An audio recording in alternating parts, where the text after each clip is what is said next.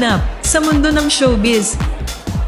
Kinakaharap ngayon ni ACT-CIS Party List Representative at Senatorial Candidate Erwin Tulfo ang kontrobersya kaugnay ng umano'y paggamit ng peking pagkakakilanlan upang mapanatili ang kanyang US citizenship.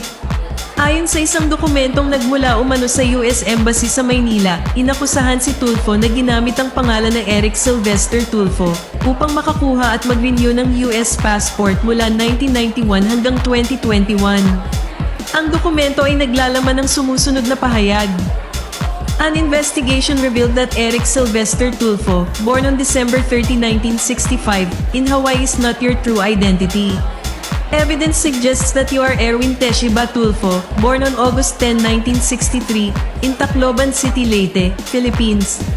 Nabigo umano si Tulfo na ma-renew ang kanyang pasaporte noong 2021 dahil sa imbestigasyong isinagawa ng US Embassy. Hindi bago ang issue ng citizenship ni Tulfo.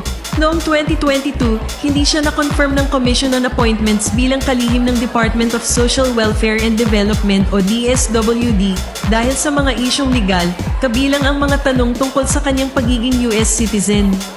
Bukod dito, napabalita rin na nagsilbi siya sa US Army gamit ang pangalan ng Eric Sylvester Tulfo, ngunit iginiit ng kampo niya na hindi siya kailanman nag-apply para sa naturalization sa Estados Unidos.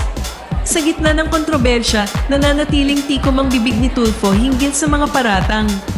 Gayunpaman, inaasahang magkakaroon ng epekto ang isyong ito sa kanyang kandidatura sa pagkasenador sa darating na 2025 elections.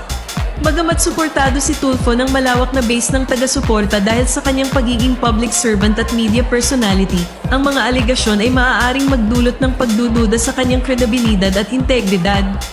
Ang publiko ay naghihintay ng opisyal na pahayag mula sa kampo ni Tulfo upang linawin ang mga paratang at ipaliwanag ang kanyang panig.